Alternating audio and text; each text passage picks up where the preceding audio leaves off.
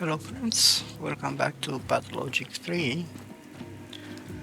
We finished all the objectives in day 3, so we are ready to move on to day 4. Tired of this noise. This is what my day 3 uh, thoughts map look like. Uh, Before we move on to day 4, I'd like to take a few minutes to talk about amalgam. So, for those who don't know,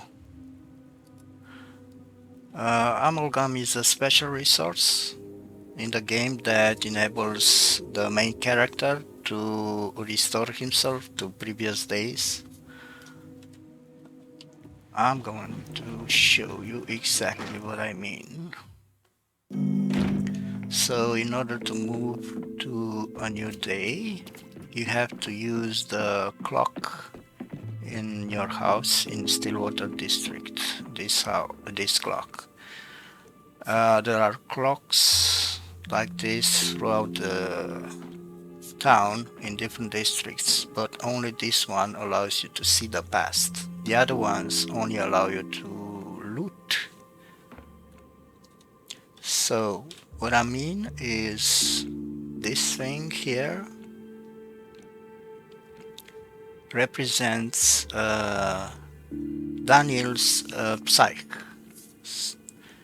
Uh, one one part of the psyche means 100 amalgam. Whenever you die in the game, you lose uh, one uh, one piece of Daniel's psyche. In order to replenish this, you need amalgam, which is used not just in case you're dying, but also to move between days. You can't move to day 4 if you don't have, see? You need 100 amalgam to move to another day. Now, in order to get amalgam, you need to break mirrors that you can find in various places throughout the districts. Uh, some mirrors appear uh, in places that uh, in places that that weren't available in different days, so you need to be very careful. If you need amalgam, you can also get amalgam by completing quests.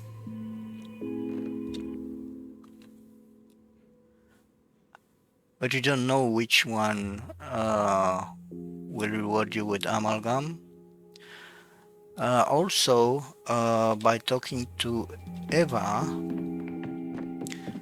at the end of the day, this is Eva.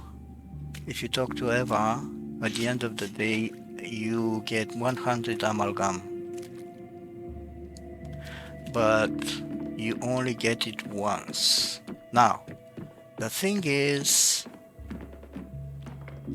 amalgam is tied directly to your profile in the game, not to your save, which means that even if you load an earlier save, a much earlier save, you will still have the same amount of amalgam. Yeah, this is bad but also good in a way, because you can use a couple of exploits to replenish your amalgam without having to worry about looking for mirrors or completing certain quests. So, how does it work? Every time you enter a new district, the game saves. You just need to find a mirror, break it, and then quit to main menu. Then you can load the save, and the amalgam that you gained after breaking the mirror will remain. You can do that multiple times until your psyche is full. That means that since breaking a mirror will give you around 30 amalgam, I think, you need to break it 4 times to fill in on a piece of Daniel's psyche. Uh, you can do this if you want, or you can uh, play until you are left without amalgam. You can also gain amalgam by helping infected people in infected districts reach a painless death, but you will need to use drugs to steady their heart rate within a certain threshold. So you need to be very careful, because if you fail, you will damage Daniel's psyche. So that's what I wanted to tell you about the amalgam. Very important resource in the game. There's one other way to refill one piece of Daniel Psyche, and that's visiting the cathedral. We already did that quest a few episodes ago.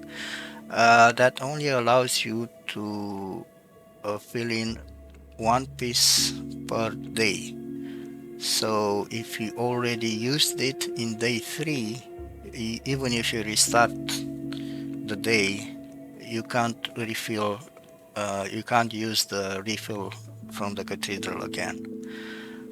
But if you say I'm going to the cathedral in day 4, I can use it to refill one of my psychs pieces, because I haven't done it. This is the first time I am playing day 4.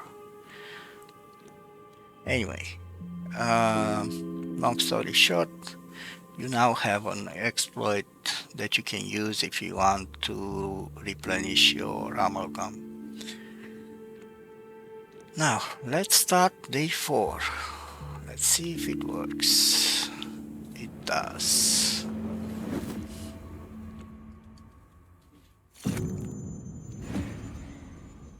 Alright, the Inquisitor. So we have a little loop here with an overcast stitch, as it were. Or a noose. Shall we continue? Let us examine the 4th day of your tragic odyssey. It was particularly replete with dubious conduct. What exactly broke that wasn't already broken? Here are the facts. You happen to be the only competent doctor in a town of 18,000 facing an unprecedented lethal epidemic. Is that correct? More importantly, I don't think it's a coincidence, and we talked about it yesterday, was it? I think it's past midnight already. You assumed executive authority over the emergency command and were in fact the person responsible for a number of administrative, research, and specialized tasks. Is that correct?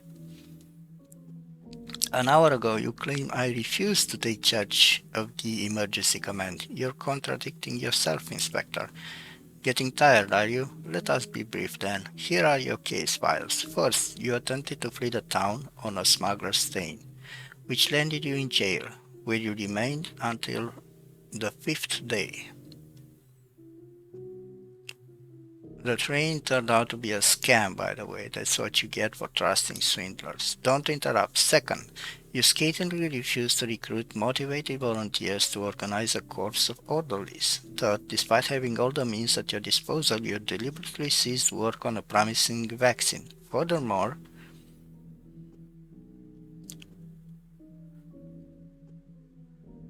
if If any of this was true, I wouldn't be sitting here right now. I'd be dead. Furthermore, according to witness testimony, Bachelor Dankovsky was seen digging up graves of the cemetery. Later, conspiring with Artemy Burak, he led an infected person out of the quarantine zone. Clearly, you didn't sit idly by. Do you hear yourself? Why on earth would I dig up graves of the cemetery? It's absurd. Do you think putting together a case like this was simple? Please get to the point, as your pals from beyond the Gorgon River say. To be a falcon, the quail must quail no longer. No one there says that, but who cares? Oh yes, and most importantly, a double homicide. On the fourth day, Bachelor Dankovsky shot two random passers-by outside the warehouses. Just one, not two.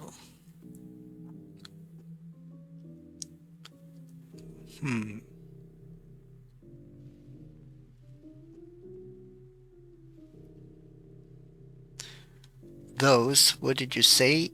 Random passers-by were about to nail a living person to a wall with actual nails. I had to intervene. When you deny the facts, please do me a favor and explain yourself, and stop meandering. Tell me a version of the event in detail. Describe your universe. So speak. Sure, I will.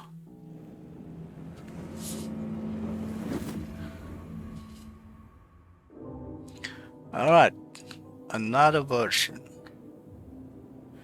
I can cancel past events. Oh yeah, I knew that. I already used this ability to fix one of the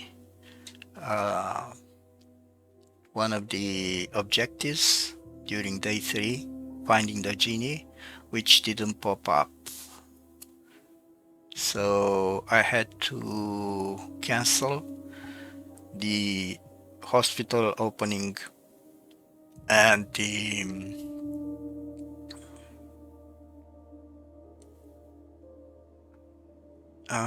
what was it? The clock tower, the glass tower objectives. I had to cancel those. It's crucial to cancel the failed escape on day 4, otherwise I'll wake in prison again tomorrow. Alright.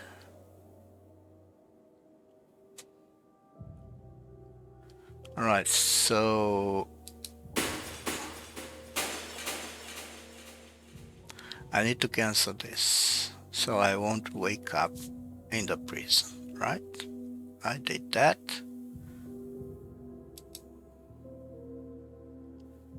Alright, the rest I'm leaving as it is. Begin the 4th day, new achievement. Alright. Day 4, which ends more abruptly than the rest. Let's check out the thoughts map first. What's this? Traditional medicine. Yesterday, young Burak and I struck a deal. I'm waiting for his assistance at the hospital. Hero in a serpent cloak. The town's defense against plague is in my hands. Citizens await decrees, and my secretary awaits me with his morning report. Bad Grief's life is in danger. Yes, I knew that. He's believed to be Simon's murder. I wonder what earned him such a title. He is not. I don't think so. He's just a thief and a smuggler. My kingdom follow horse. The final preparations for the escape are complete. At the station, I have time to jump into the... Okay, I'm not interested in this. If I try to flee, I'll be caught and caged like a rat. Or was there a steal away? I feel sorry for this town, but it's doomed. My love's work is more important than me, and more important than a tiny steppe settlement. Alright. This is day 4. Oh, apparently Bad Grief is dead. Guess we'll see if we can save him. Okay, so this is the easiest way to take advantage of the mirror breaking exploit. because there's a mirror right here, right when you wake up, and you can break this over and over again when you need amalgam, and then just reload the save. All right. I am not going to break it because I don't really need amalgam now, so that's fine for me. All right, let's go down. All right, there's a guy here who will tell me what the situation is.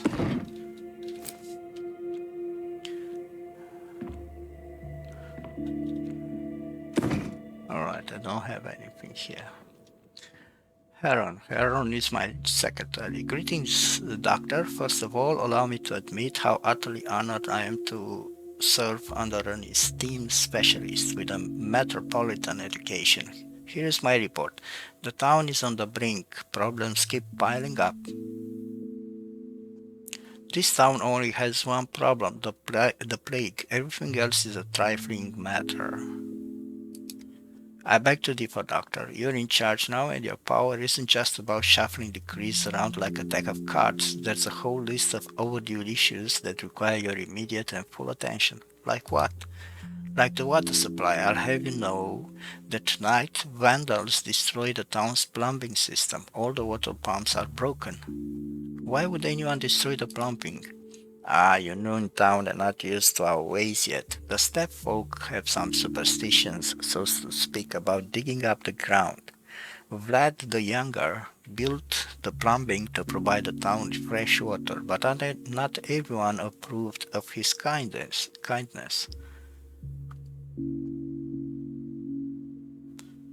Can't say I understand why anyone would disapprove of such valuable fruits of progress.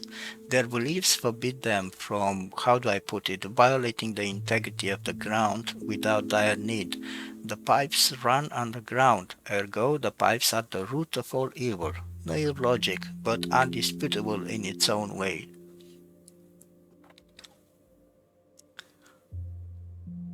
So, we have one day to provide water to the whole town. Easy enough. Without water, the infection will spread even faster than it already is, and the town won't survive long. And unfortunately, that's not the only problem we're facing today. I also need your decision on how to dispose of bodies. As usual, you want to challenge that, but what you have to do is tidy up after her triumph. The plague is fierce indeed, and it has struck down many in just a couple of days. I'd say it's running this town into the ground, but that's exactly the problem. Burial is slow, expensive, and hard. There's the obvious alternative of burning the bodies. Judging by your tone, Heron, there's some catch to that idea then? The measure won't be popular. In the capital, they opened a new crematorium recently, or so they say. But even for the metropolitan masses, the idea of burning bodies is scandalous. What would you expect from us then? Making such a decision would make you extremely unpopular among the masses and anger the townsfolk. That's a reasonable argument. There's also the matter of the smell, smoke, ashes, soot. How do we handle all that? We don't have a newfangled crematorium like that.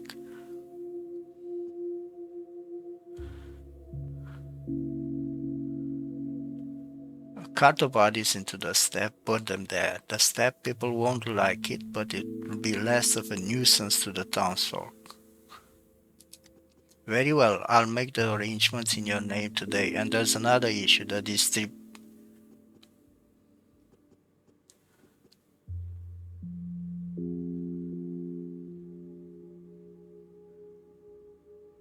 Please, sir, let's take a break for now. I've only just taken command and I'm already treading water like this. Alright, so we fixed. We solved the decision, I believe.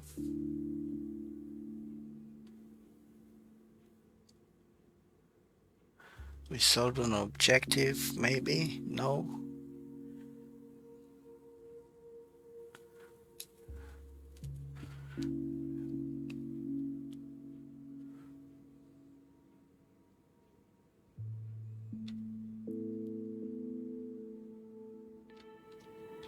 Alright, let's check out the Cree map. Okay, day 4. We don't have anything here.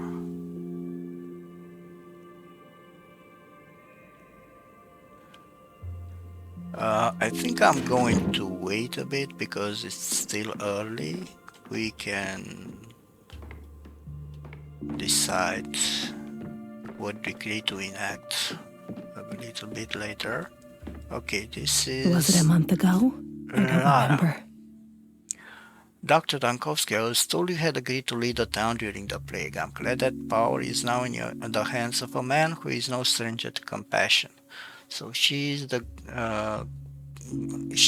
woman who healed Peter, Andrei's brother, also known as the genie, the guy who I think built the glass tower or the polyhedron. I'm glad. Okay, good to see you again, Lara. What can I do for you? It's kind of you to remember me in this whirlwind of faces and duties. So much alights on your shoulders along with that power. Please spare me a minute. Of course, I'm listening. My house has long been a shelter for anyone who needs a roof over their head. Now that the whole town is in peril, I need to play my part more than ever. I shelter those who have lost something, their home, their loved ones, their job, their reason to live on.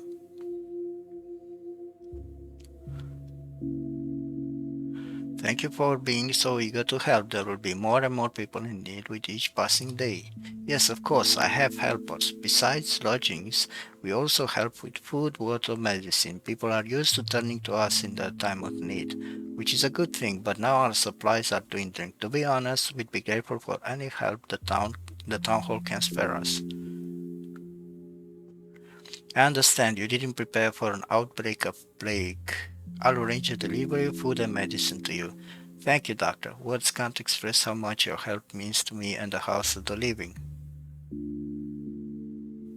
Ooh.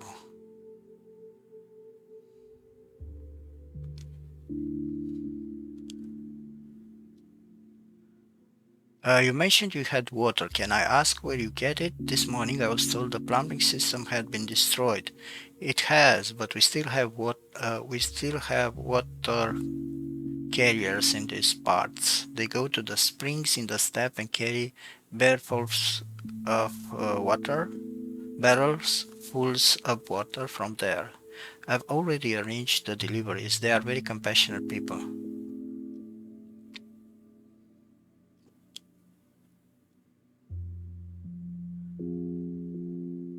Their water must be checked for pathogens first. Wouldn't want to have a cholera outbreak on top of the plague. Nice. Alright. Benevolent Lara Rabel opened her doors to people in need. Let's hope they don't all infect each other there. Investment in the future. Rations, medicaments, and contagion minus 30. Alright. Alright. That's cool. That's cool.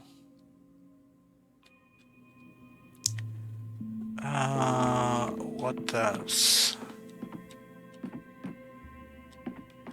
So... Sometimes I feel like I could fly.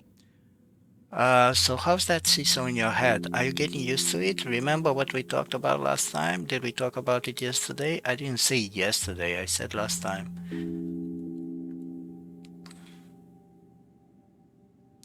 I'm exhausted. I don't have the energy to remember small talk. Don't be offended, but far more important things are happening than what's going on in my head. Alright, never mind. I dreamed last night that we have 3 seasons here. Makes sense, doesn't it?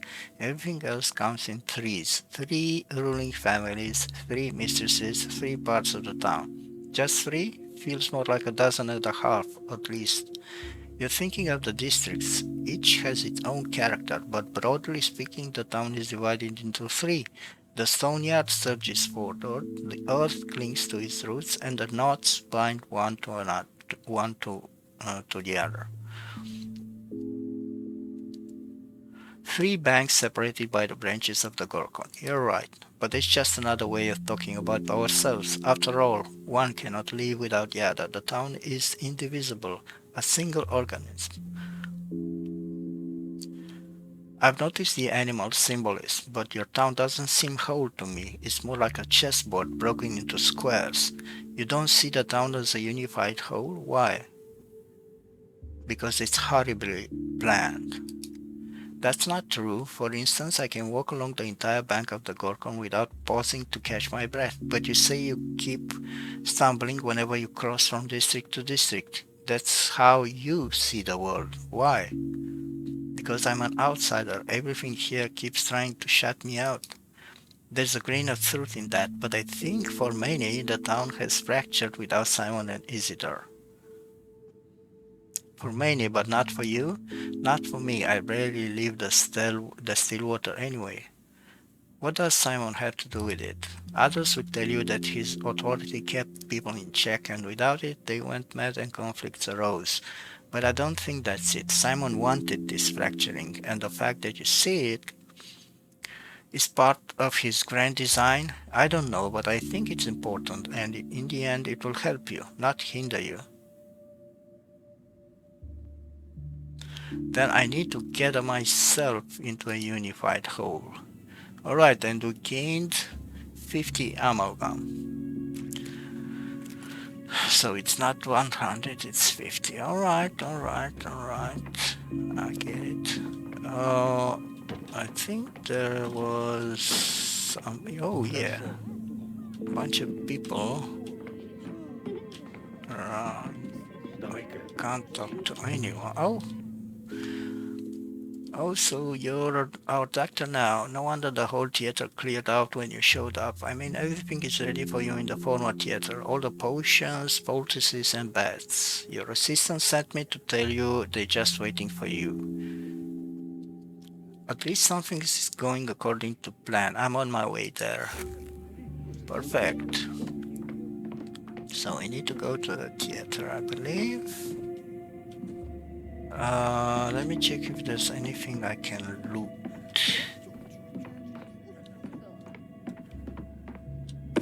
Yep. Okay, so if I need to...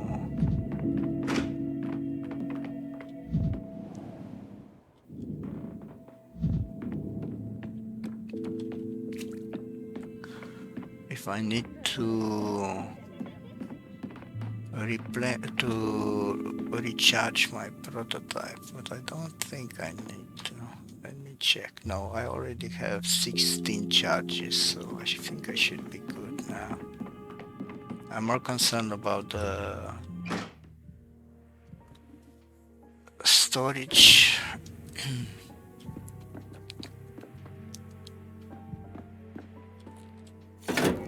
Never alone. Things.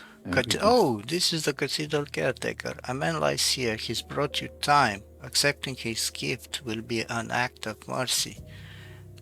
You're the cathedral's caretaker. How will the cathedral live without your care? There's more truth in your question than you realize. The cathedral doesn't need a beholder.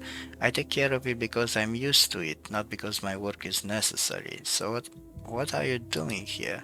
You need to take away this man's time. His name is Leonti, and his hours are numbered. He's clinging to them tooth and claw, but he won't be able to keep them. There are medications that can help him release his grasp.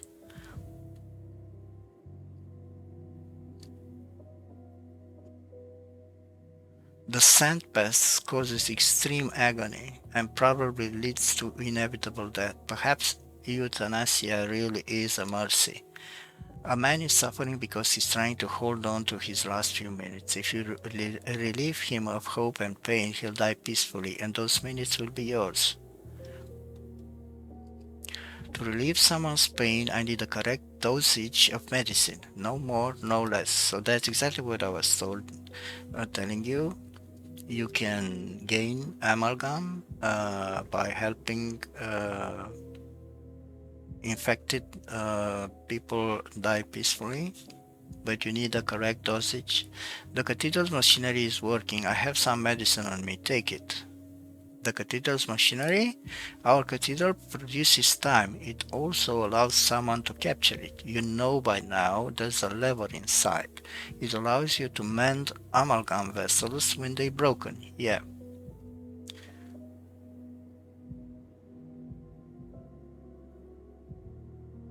That's curious. I felt something crack inside me when, oh, you won't believe me. A body has blood vessels and also amalgam vessels. The former carry a scarlet past, while the latter carry a silver future. Didn't you know that?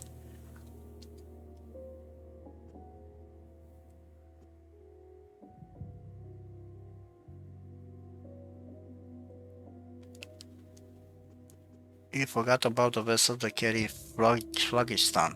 I only explained mercy to you, you don't have to show it.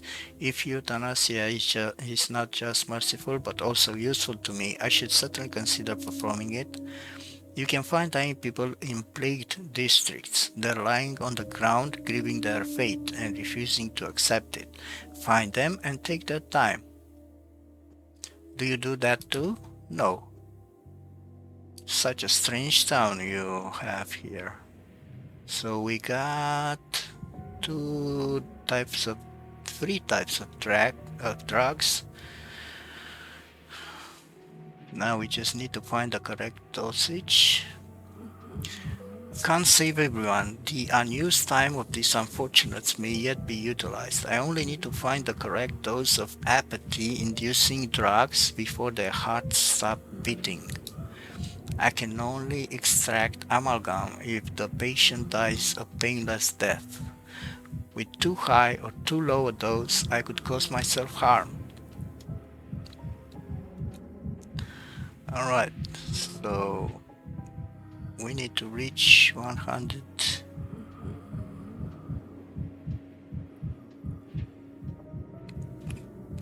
120, right?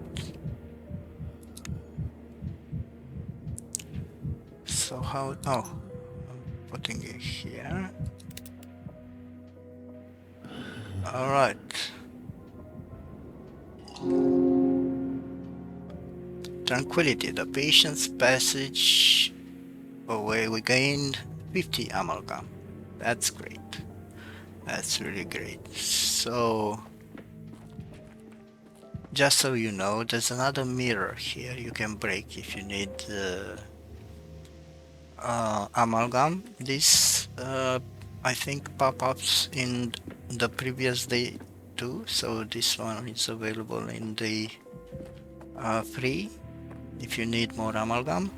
Apparently this don't work anymore, but this do work.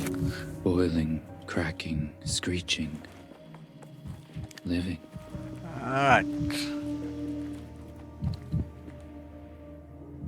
So we need to head over to the hospital now.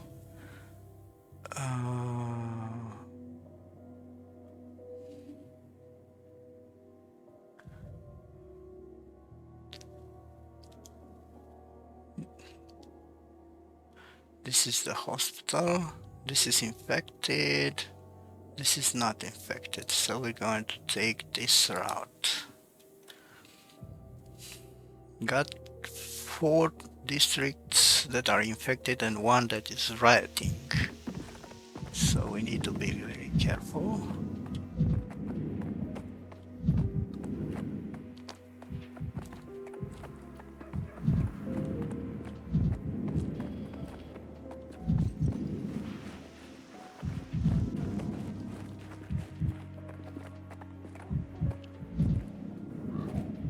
Alright, I think this is the changeling. A strange visitor waits me at the hospital entrance. My heart aches I like it's know been her. pierced with a blunt needle. They told me that there's a hospital now with a doctor for a director, so here I am looking into your eyes and how are you? How are you a doctor? What a strange question. You can tell a man's profession by his eyes. Yes, eyes give away many things. They're like keyholes.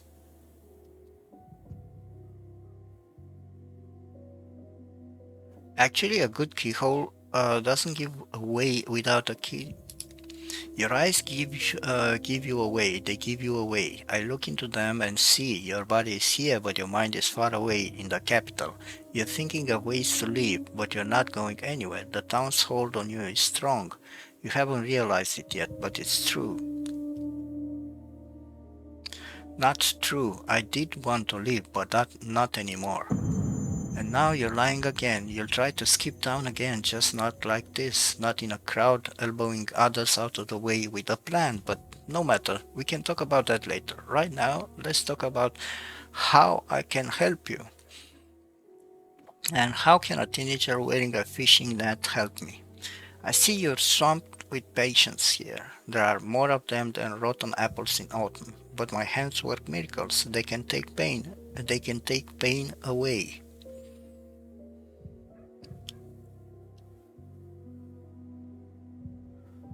Huh.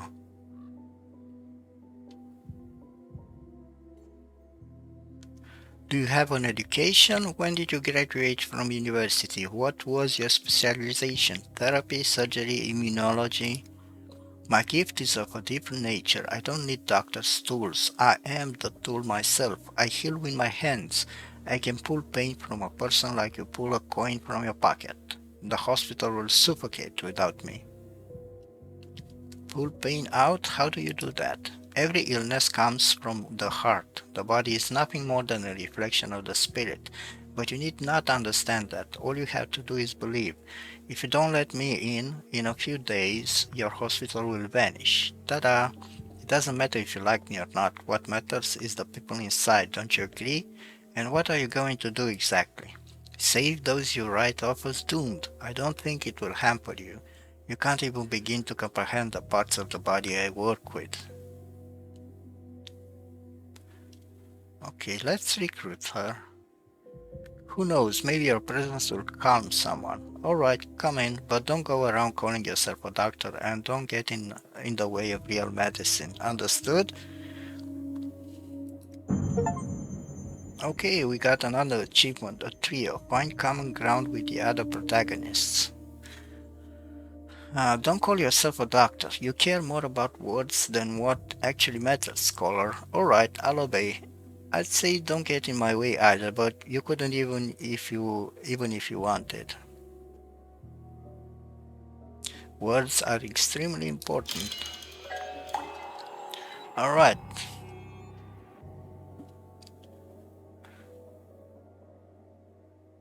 Clara. Her name is Clara. Clara asked for permission to work in the hospital and I agree on my terms. Alright.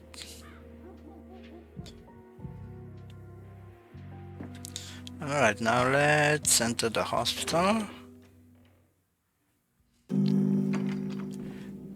Okay. Ooh, there are a bunch of people here. Oh, this is the guy. Yeah. Oh no. This is another guy. Yakov Little, my assistant. Why did he show up? Where did he even come from? There isn't even a school here. I didn't ask for an assistant, and I didn't ask for him to climb into the jaws of the plague with me. I never asked for this. Neither snow, nor pain, nor heat, nor gloom of night. Doctor, there you are. I've been appointed your assistant, though my education... In short, I'm not even a veterinarian. Just dabbling in medicine, really. I hope you don't send me away on the first day. Oh, I forgot to introduce myself. Yakov Little. At your service. We'll see. There's a lot to do. We'll find a use for you. Thank you for trusting me. I solemnly promise to you that I will learn everything, catch it on the fly. The governor's people found me. I used to do some stitching on them when needed. Ooh.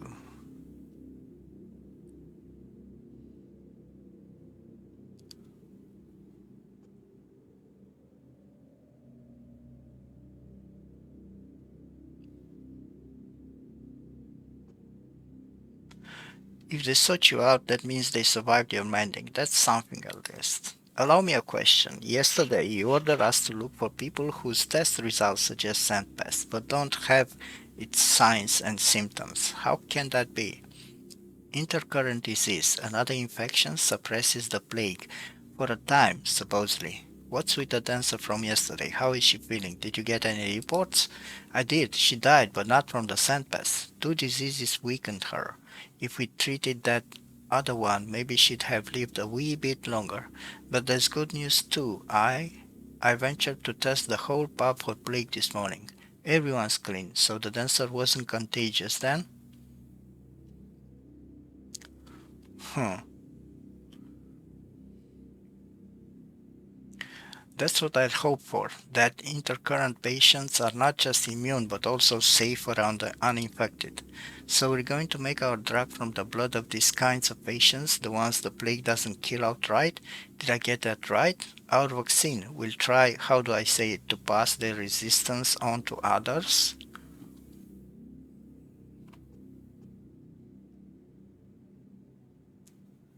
A serum is more likely than a vaccine in our situation, but call it what you may. I'll leave written instructions.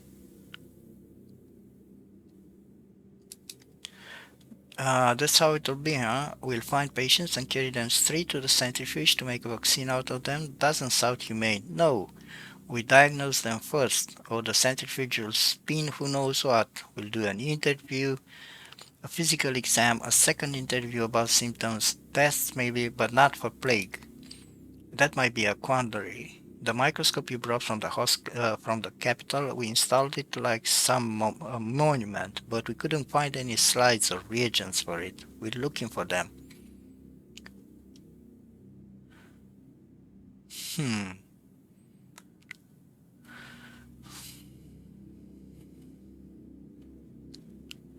We'll try to do without the microscope for now, might even be for the better, while you're still learning. We'll find everything. It's my first day working, please don't be too harsh. It's bedlam over here. I've only just discouraged the orderlies from plundering the other costumes, besides the bird ones.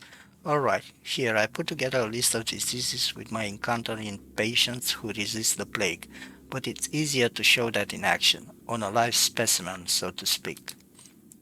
Live specimens coming up. We found 3 patients for you. Luta, a shopkeeper, Finch, a dyer, and...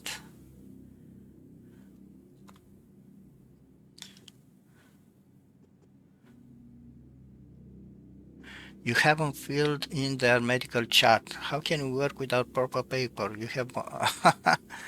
Alright.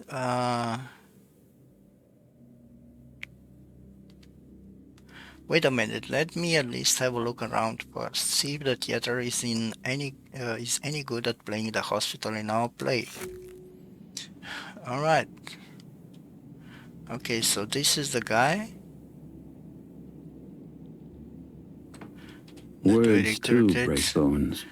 He said that he can diagnose by sniffing patients. Mandy Emerson, turning the theater into a hospital. I don't think you could have chosen a better place or a worse one. I used to come see plays here. I've even participated in a few myself. Oh really? Whom did you play? You'll laugh. I was a doctor. So how was it? Did you manage to get into character? I had to make a lot of sacrifices, but in the end, I think I did. Let's get down to business. You're here, which means you're ready to help, right? I am, and not just to help.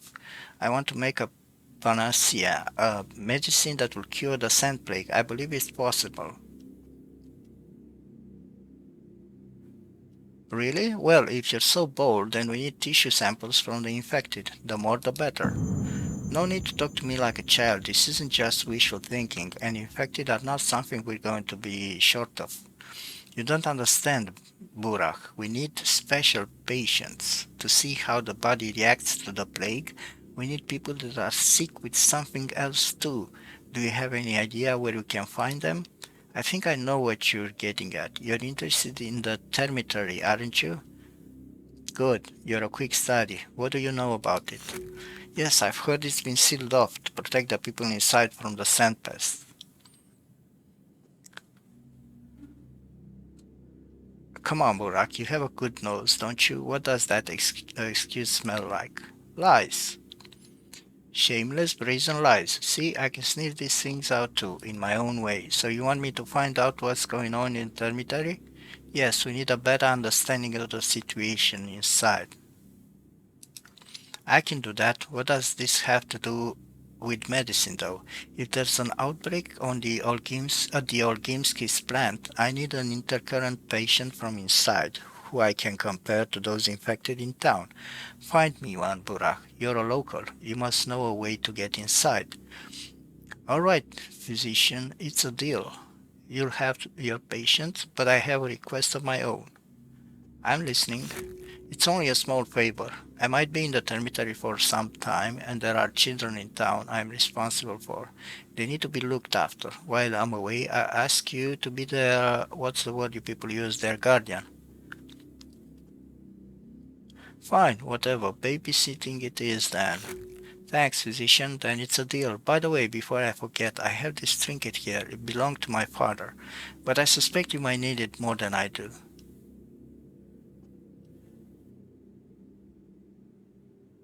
3 children. That's exactly 3 more than I'm used to. Oh my god.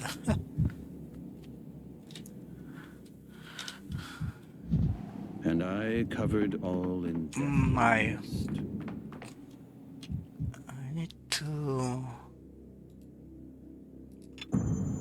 Alright, that's better. That's much better. Where is that guy? Oh, it's here. It might not be the best idea to talk to a brick wall. So, doctor, have you had a look around? Is everything to your liking? Is it all set up properly? It'll do. You can do better in any day.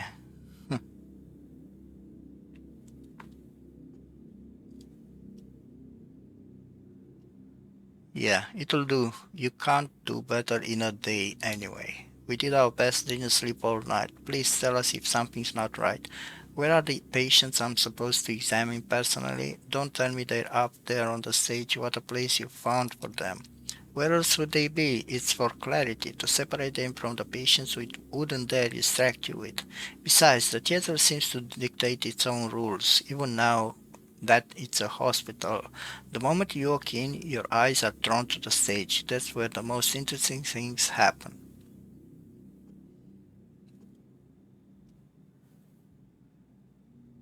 I don't really care, to be honest, as long as it's the same protocol every day. You meet me, brief me on the cases, then I go to the patients.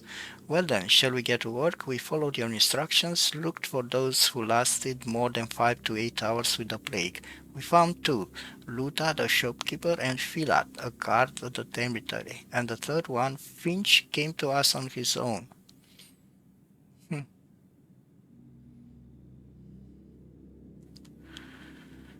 Alright, let's start with Luta. What about the shopkeeper?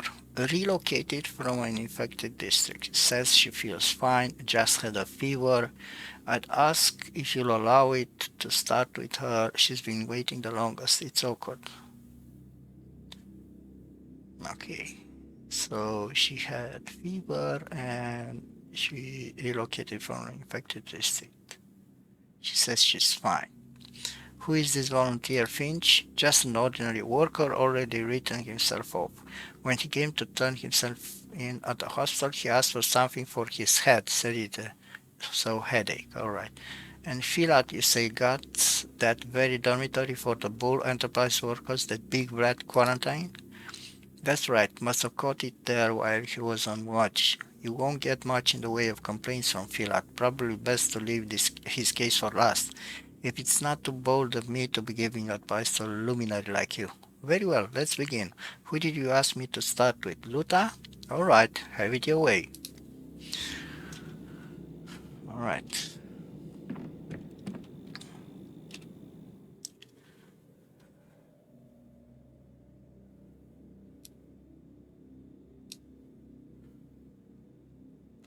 Burach, children, alright. First patient, Luta.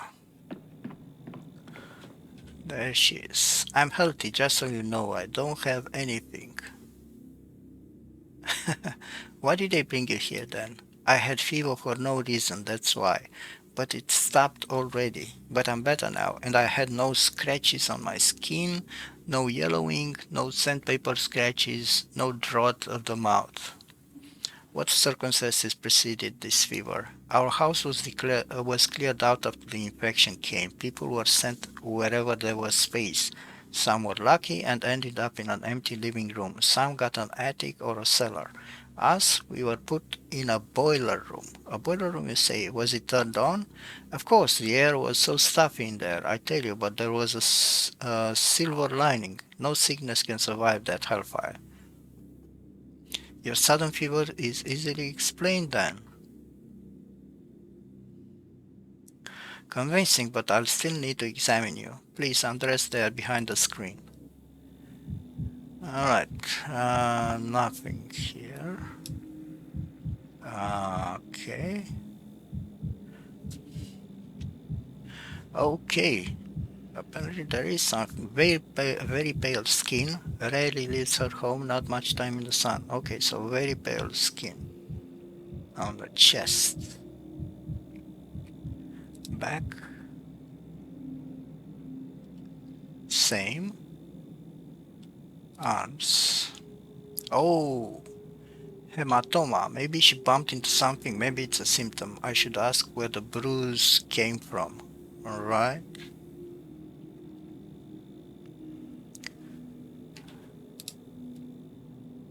Nothing. Legs.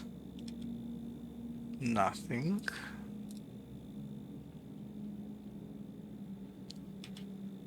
Nothing. Alright.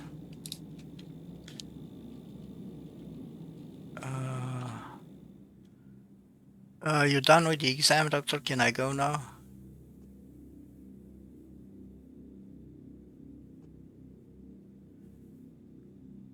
Absolutely not. An examination with no question asked can only happen at a morgue. I told you everything the last time, but if you say so, you're the doctor.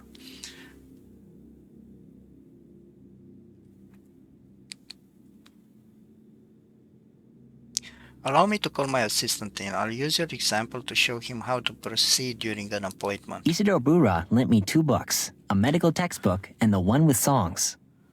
Okay. Should I return them to Artemy now? You called, doctor. I'm here and ready to hit. So little. We have a patient here. She's claiming to be in good health despite having had a fever a few days ago. Do you take her word for it?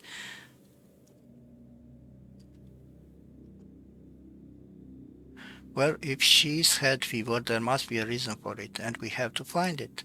Remember this, a patient's self-evaluation may be incorrect. That's why you must ask specific questions about the symptoms, about what's come up during the exam, and about the patient's circumstances and daily life. I think I get it in theory. God knows how it plays out in practice. I'll demonstrate. Observe and learn. Little, I won't be around forever. The patient is running a temperature, in other words, a fever. Open my ledger, look up fever, and tell me how many conditions is it listed as a symptom of.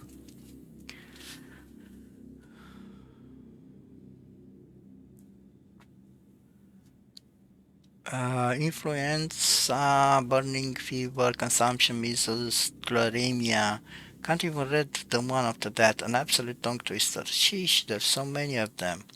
8 diagnoses fit the bill. It's a frequent symptom, which means that you have to find others and narrow down the search. Then do it again and again until you're left with just one verdict. This little is what's known as a differential diagnosis. The name is self-explanatory. We differentiate between similar things to find the only correct solution. I can't wait to give that method a try. Let's get down to it then. You look pale, madam. Has your skin been like this since birth, or is it this pallor recent?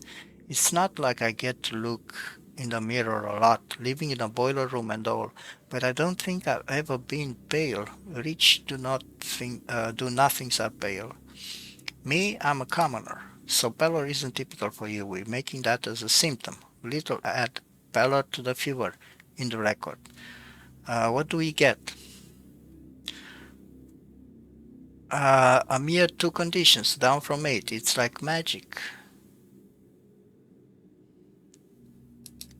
A single symptom, pallor, eliminated 6 out of our 8 candidates. We're left with a choice of just 2. Where did this hematoma come from, my good lady? I mean the bruise over here, next to your wrist. Did you bump into something, or is it there someone who batters you? Don't worry, there's nothing to be embarrassed of when seeing a doctor. I'm not embarrassed. A bruise? Well, that's news to me. I've never seen it before, and I can't remember anything like what you're talking about. I certainly wasn't beaten up.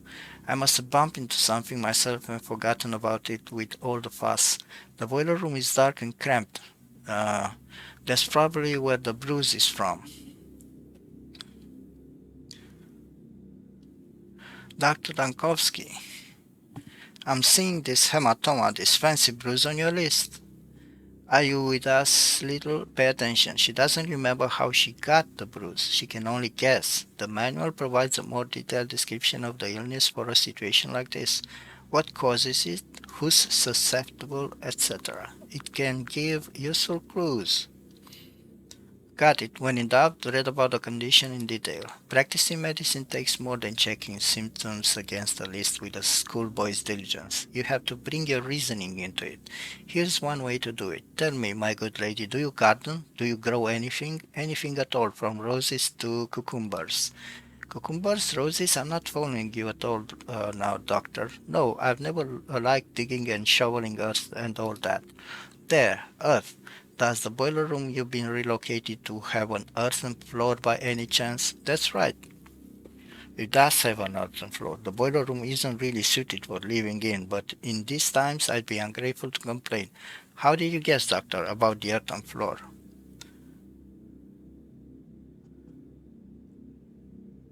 So why do we need that little detail? Why does the floor matter of all things? It's simple. All kinds of things can be found in your local soil, including microorganisms capable of disrupting circulation, hence the pallor. The bruises were not caused by trauma. A hematoma appears when blood vessel walls are damaged, either by an external force or, as in this case, an illness, and the infection can be contracted from contact with earth. We found out our diagnosis. You're a genius, Dr. Dankovsky. Uh,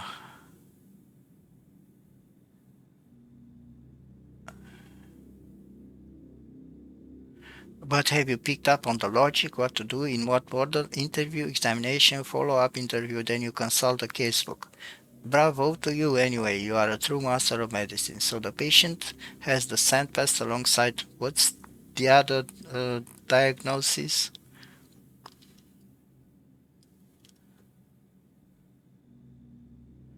I'm going to fill in the patient's record now and then you can read my verdict. What about me, doctor? Where am I to go now? What happens now? You remain here under observation and your blood will be used for the vaccine. There's hope that everyone can benefit from this. Alright. Time to make the diagnosis. Alright. Alright. Fever. Oh. I did not want to do that. Oh, this is where I...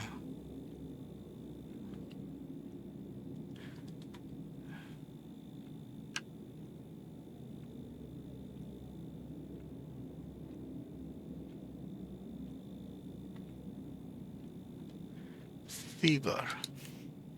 Severe pallor.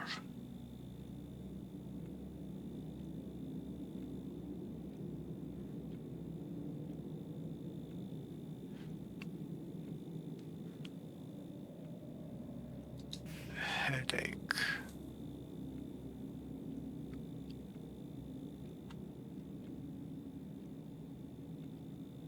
Um,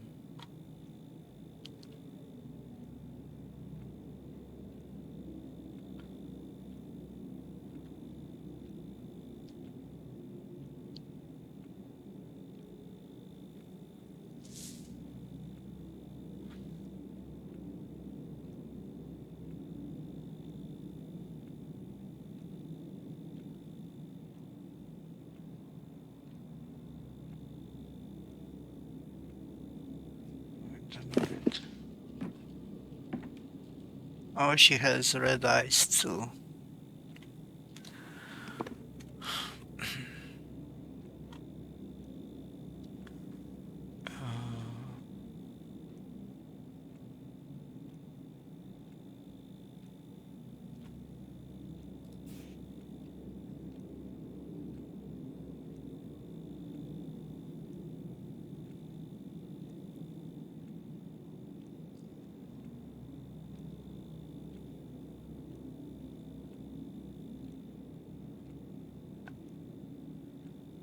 Yeah, cyanosis too, and hematomas.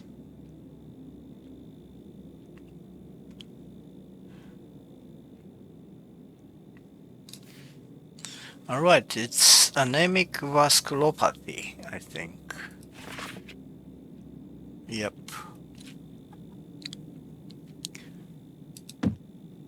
Anemic vasculopathy.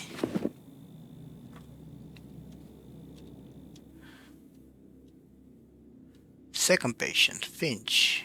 All right, got this one. Are you gonna burn me? Where did you get that idea? It's not exactly a secret. The whole thing is like putting out a wildfire. If someone's house is under suspicion, it's torch. If someone sneezes, the entire town's district's sealed off. Sick and healthy folks alike. Then those who do have the scent pest are marched off and burned. That is not true. We do nothing of the sort. Like hell you don't. Nothing of the sort. Sheesh.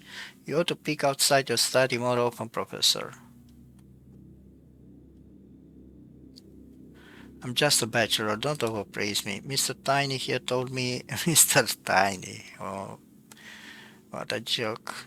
Told me I could be useful to you before I die, that is. Said you can find something inside me that slowed the pest down. So go ahead, find it. What do you need? Do you want to draw some blood from me? Alright then, where did they bring you from? Where did they bring you in from? I walked here from home, caught it from my neighbors. Knew as soon as the skin on my chest started peeling away. So I waited a day. The neighbors' screams stopped in the middle of the night. I went to check on them in the morning and they were all dead. Me though, I was alive and working, and now I'm here. Why do you need to know that, doctor? It might come in useful. What's your vocation? I'm a dyer. Been breathing in poisons for 5 years now. One day it's red, the next is blue, then yellow. Could that be why this fever of yours doesn't do me anything? Toxic pigments. It's a possibility. Oh God. All right. That peeling skin he mentioned, unlikely to be the stone disease, most likely eczema. Yeah, that's pretty clear. Eczema. All right.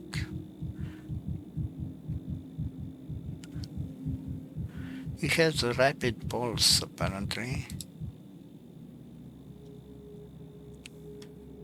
Nothing on the back. Nothing on the hands. Nope. Legs. Nothing.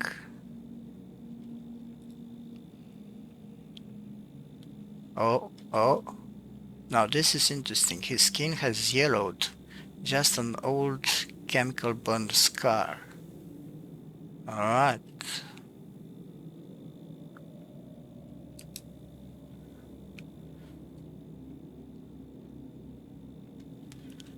Let's talk to the guy. Have you sorted it out, doctor? Will I be useful in your remedies? My vaccine. It's a vaccine I'm working on. And please allow me a couple of clarifying questions so I can be certain of your diagnosis. It's the plague, of course, the sandpest in it. The plague, yes, but there's another condition that's prolonging your life. You said it yourself, your neighbors didn't survive the night, but you're still holding up admirably. Well, blown me down. 2 ailments make me healthier than if I had only one. But you know best, doctor. What did you want to question me, right? Question all you want. You complained that the skin on your chest was peeling. It was here, right? On the very middle. I knew right away. Skin turns nasty when you're plagued, right? It's not always like that. May I take another look? I'm not sure what this is. I think we already did. Heartbeat too fast, but that can be a case of personal trait.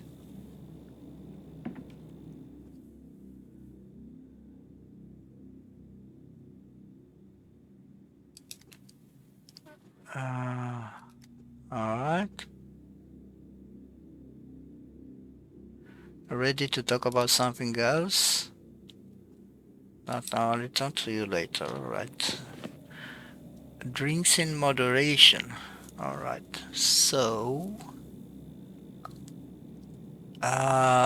peelings, you have eczema, that's, and yellowing of the skin, I think.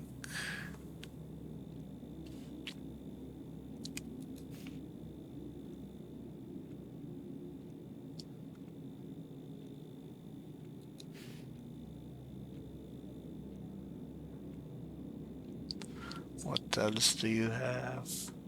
Rapid pulse. You have rapid pulse. What else? Headache.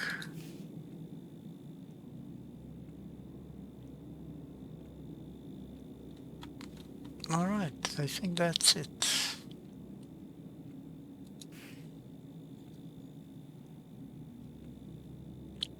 And yellowing of the skin, I think.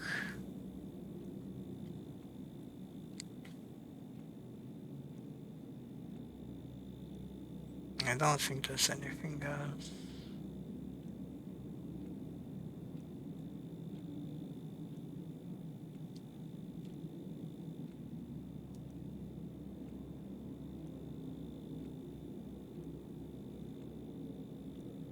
Alright, so that means that you have burning fever.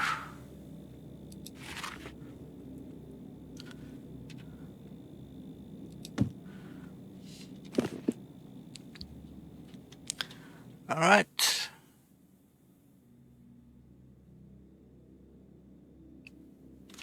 Dormitory guard.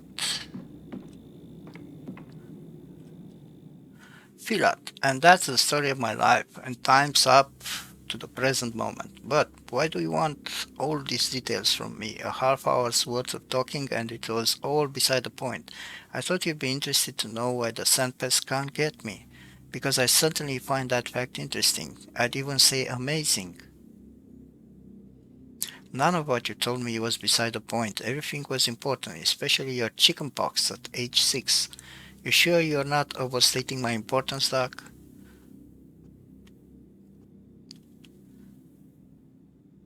Alright, let me ask you this then. What time of day do you feel worse than usual?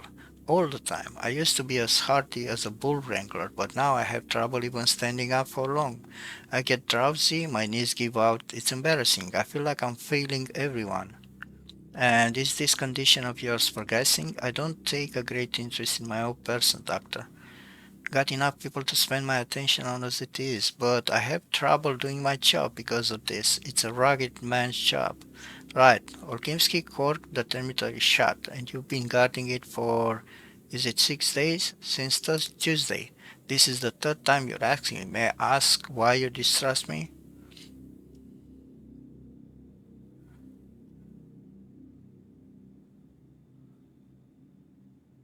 The dormitory is a town within the town, almost 3,000 workers. What did your authorities fear that made them lock up so many people inside? Who knows? At first they said there'd been a blowout of some kind of sweet soot. It settled on the walls later, looked like mold. Well, the king was worried. They're like bees in how they respond to things. As soon as one makes a noise, the rest are unquiet as well.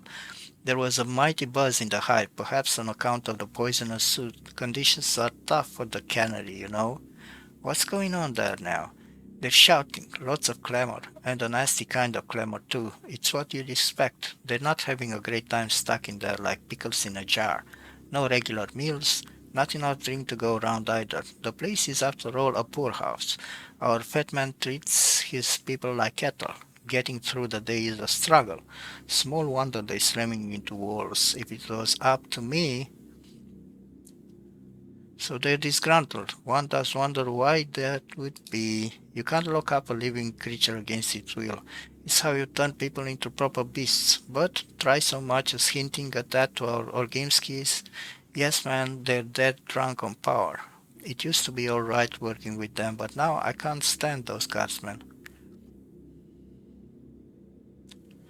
Disrobe down to your undergarments, my good guardsman. I'm going to examine you.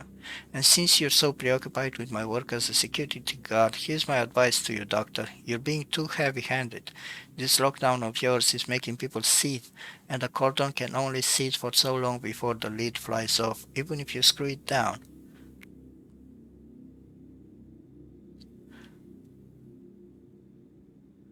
I certainly would take note of this pertinent critique if I had any other options.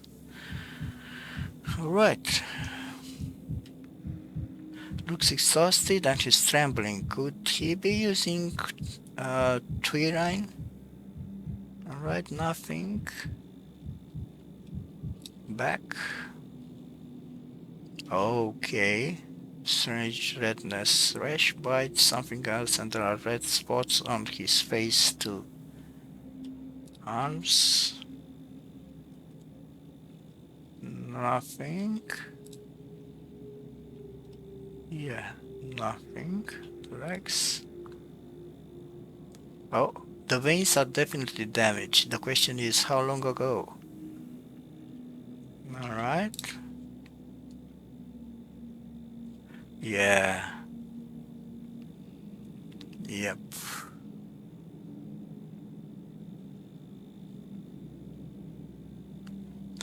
Alright.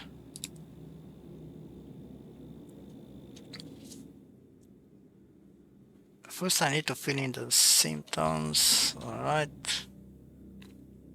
Let me go, will you, doctor? I don't understand all this commotion about me. What makes me so special? Besides, I've got work to do. Work? I'm sorry, but you're going to have to forget about your work for now. You must remain at the hospital. I used to guard locked up people and now I've been locked up myself. That's life for you, isn't it? That's the kind of joke life plays. It's not the same. Frankly, I don't see the point of the terminatory lockdown. It's desperation from the all games kids. Meanwhile, here you can serve the common good through the vaccine. Oh, I was just musing to myself. What do you want me to do? Do I need to give blood or maybe take a pill? The weakness you reported accompanies too many different ailments. I must have clarity on the rest of your symptoms. I've told you my entire life story, doctor, and you still want more? Ask away, Dan. Can you recollect having any other ailments besides what you already mentioned? Just the fatigue? I don't have time for ailments, do I, doctor? Between one whole day of work and the next, I'm lucky if I get enough sleep and have time to throw a lunch together. And on top of that, lately you've what? Nothing, doctor. I'm losing my train of thought here, not used to chattering away for a whole hour like you and I've been doing. I urge you to not be reticent. Tell me all of it. Any out of the ordinary detail about your life, however trivial, may turn out to be important. You like to really dig in, don't you? Like a tick. I don't have any out of the ordinary details for you. They're all in the ordinary. Wait here, I'll be back soon. What? Oh, okay, we have a new option here. So, I must inspect your home. I can't diagnose you before I do that. Kindly wait here. Okay, so where is this?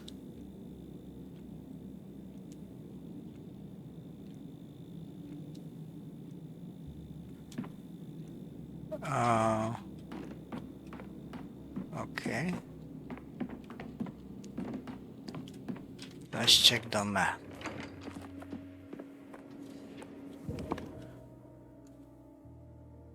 Okay, and it's infected. That's not good. We are here. This is infected. This is infected.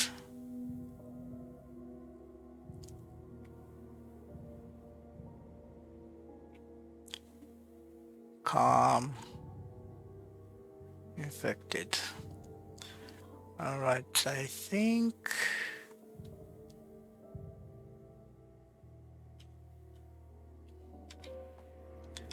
we should go this way.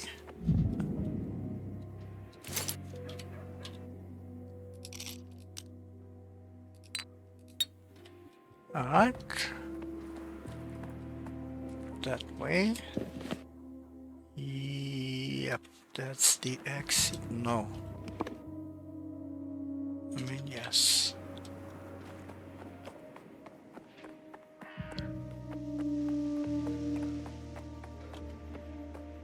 Alright, so we're going this way. This is calm. And this is infected. Alright.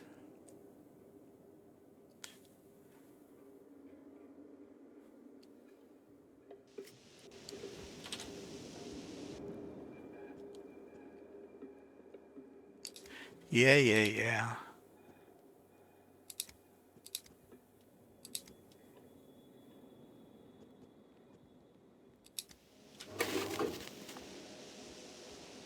Okay.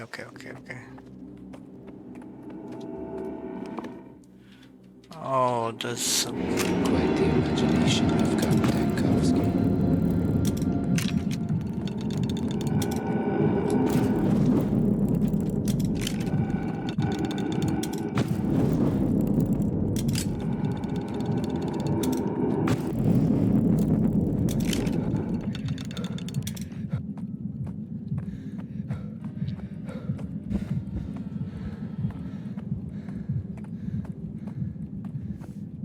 Alright.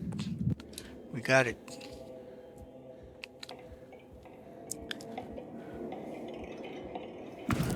Oh God.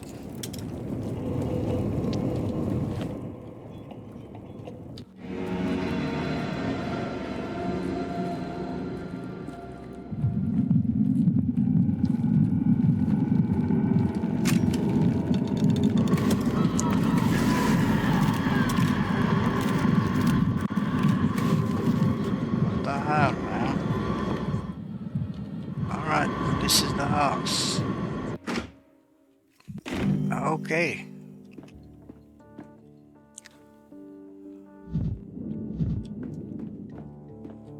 Locked. Oh. I don't want to hear this.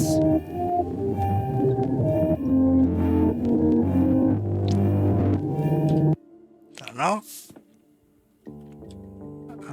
Okay, what else? Locked. Open. Oh! Pilat's neighbor. I just mopped that floor and now you're walking all over it. It took forever to scrub clean, you know? Apologies, I'm not very good at walking in a handstand. My legs always veer off to the left first. Stop with that clowning. Will you? First is turning the bathroom upside down, but it's our only one for all these apartments. People wash their kids here and take their own baths on Tuesdays and Thursdays.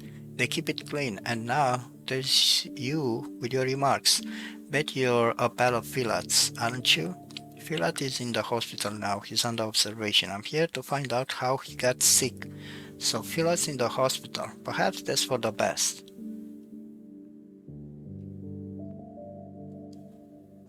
Have you been living in the same house so long? Do you know him well? We've known each other since we were kids. He was like a brother to my husband. I helped him out his whole life with cleaning and cooking and whatnot. He was a loner with no one to take care of him, and it wasn't too much trouble for me. We were neighbors after all, and friends. Philat was lucky to have you. At this rate, I'll soon start to envy people who live in the small towns where everyone knows everyone. We drifted apart a little as time went on. But he used to always thank me. Then one day it was like bam, he forgot everything, never said a word anymore. Scurried past me to his apartment, eyes down, no hello, no goodbye. But he sure showed this bathroom who's boss. So this sort of frenzied rage isn't typical of Filat? He'd never trashed anything before and was well behaved? What kind of person this is typical of is an easy guess. You often get this with drunks. One moment he sits there quietly and then he's delirious all of a sudden. With all this ruckus and mess, at least he didn't punch anyone out. I've interviewed Filat and he said he stayed away from alcohol. He didn't drink before, but go ahead and look out that window. The town's falling to pieces. It's enough to make a saint start drinking. It's like people have gone crazy. Some grabbed a bottle, some grabbed a knife. It's hard to stay human. Everyone's inner beast is looking to break out. So you know for certain that Filat trashed the place in a drunken haze, or is that just what you're assuming? Well, what do you think happened? He didn't just trash the shared bathroom. He was sick all over it. The whole place was a mess. I thought I'd never get it clean. Do you know what it's like to mop up someone else's vomit? How would a smart wrestler like you know that, huh? Oh, God. So he vomited. Filat vomited, that's what matters. It's a symptom that hasn't been noted before. Have you figured out everything you needed? I like to finish with the cleaning here. The kids from downstairs will be here soon to wash their hands before eating. They'll be better off if they don't see this mess. Just a minute. Is there anything else you can tell me about Filat? Do you happen to know any illnesses he's had in the past? Chronic or acute, whatever you can remember? No, that man was never sick, strong and tough as a cart horse. And I mean, I could easily imagine him pulling an actual cart. That was why they hired him to guard the Olginsky meat cannery back in the day.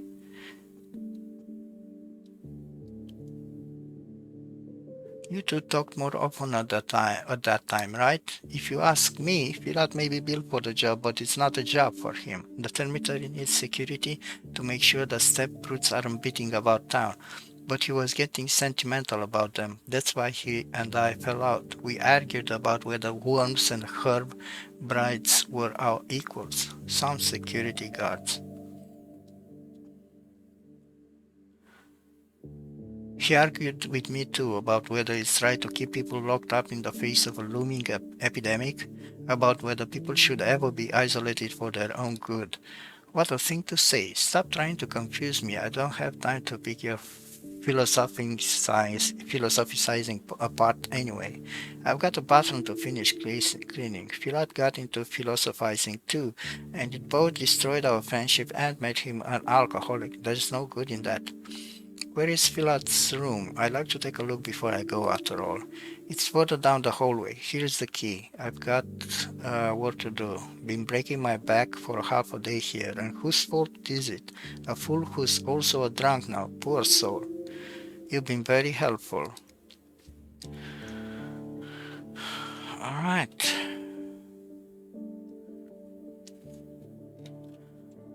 Alright. Oh. Okay. Thank you, Filat, for breaking the mirror. Thank you very much.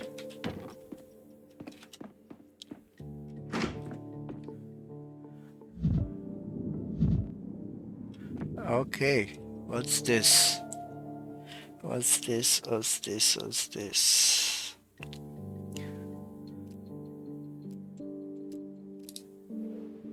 Oh, the foot has gone bad. Who did something like this?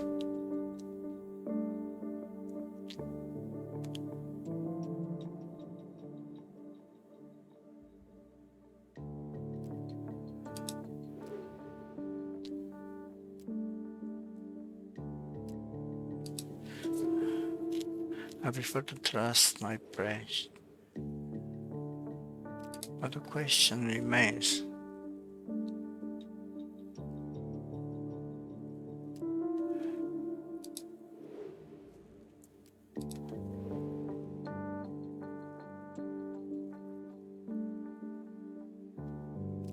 Dolginsky is Arsingi, but surely they must spend on security.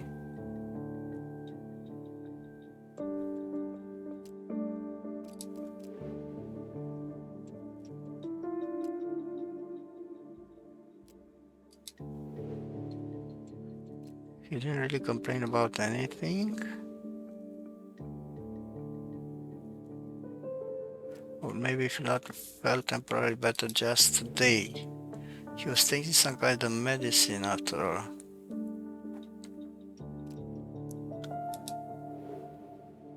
And what's this? A rag left over from a glorious attempt at cleaning. Not a good change to be honest, but I have no other ideas.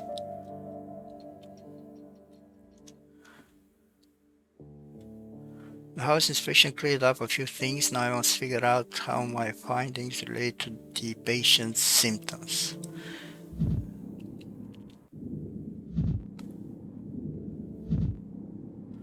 Alright. Let's see. So this guy has a rash, that's for sure.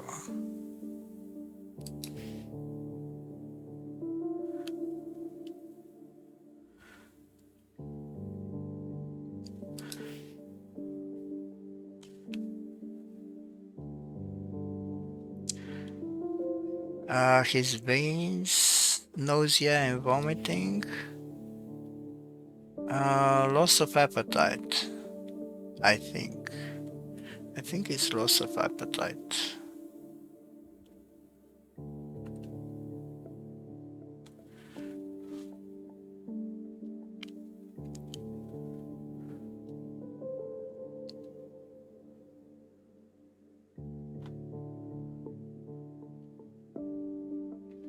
Headache.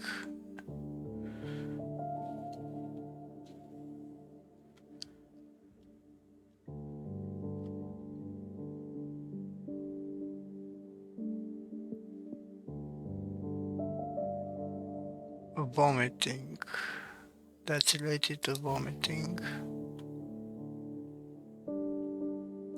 Fever. Vein damage.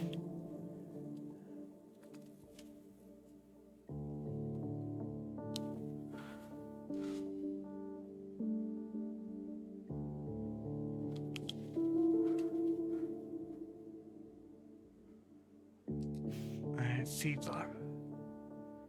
That's all I can tell for now. Which means he has nephropathia epidemica. Yeah, that's exactly what his back looks like. A disease caused by a group of viruses varying with the epidemic focus. Humans contract the virus from animals and their waste. The disease begins acutely with fever, rapid heartbeat, nausea, and vomiting, accompanied by headache and photophobia. After 3 days, a rash appears on the skin and facial flushing becomes evident. The disease causes internal bleeding, leading to the patient's death. Oh my god. I am sorry, Thilat. I am so sorry. After 6, oh, then it's right now, because it's almost 6. I just need to, when my address is correct, I'll find out very soon. The reports will be delivered to the Stillwater this evening, so I have to go to Stillwater. Okay, where's the exit? This is infected.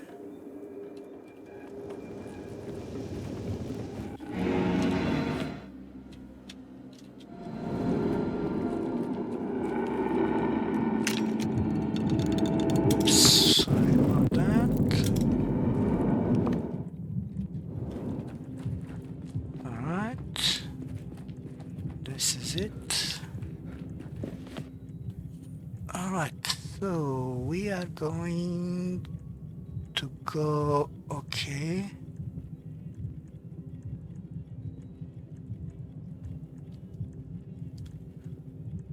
We're going to go here. This is infected. This is calm. This is calm. Okay, so we're going to go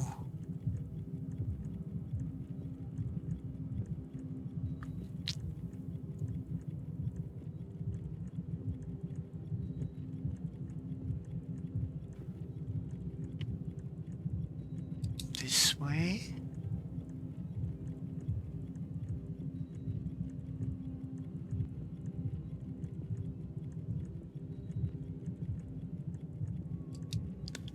This way. This way and this way.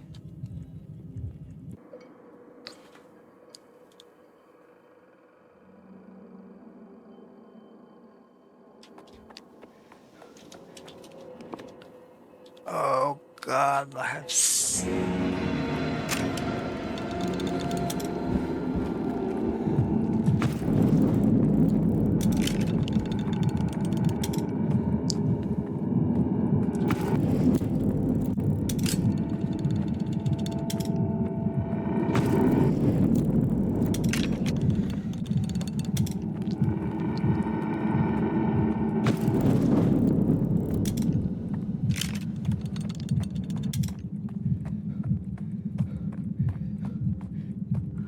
Alright, got it.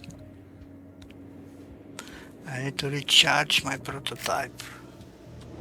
Alright. You're too high strung.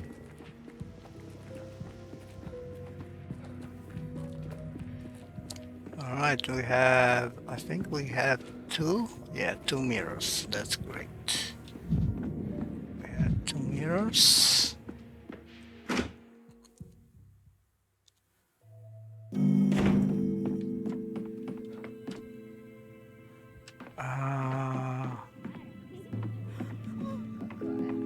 No, oh, is this guy? Orderly number 33 reporting to the emergency command. That is to say, I am reporting for duty. I am number 33. What news from the hospital? 33. I brought the treatment results for those unfortunate souls you examined today. Ruta, Finch, and one more. I've forgotten the third. What's wrong with me? It's Phila. But you have everything in the papers. We'll be leaving papers like this every evening. Reports, charts, posthumous notes. What's this business about posthumous notes? I'm certain my patients were supposed to survive. Perhaps I mix things up. Perhaps they're letters of gratitude. You'd better take a look at yourself. Who knows how tangled my thoughts got under this mask. That's why we keep written documentation, Doctor.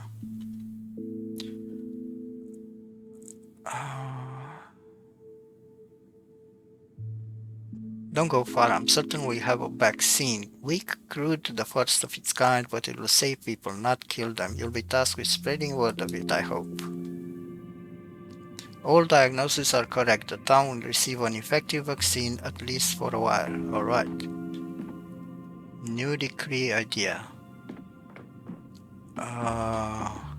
One more step.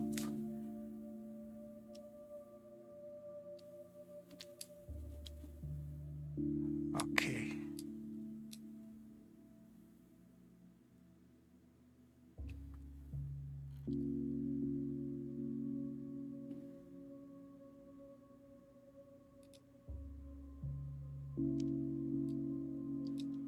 So we finished this entire part of objectives.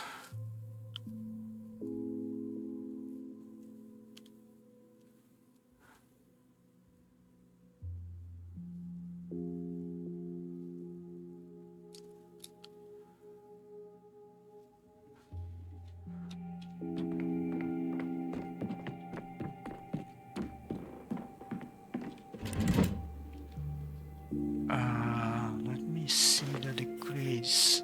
Experimental vaccine. All right.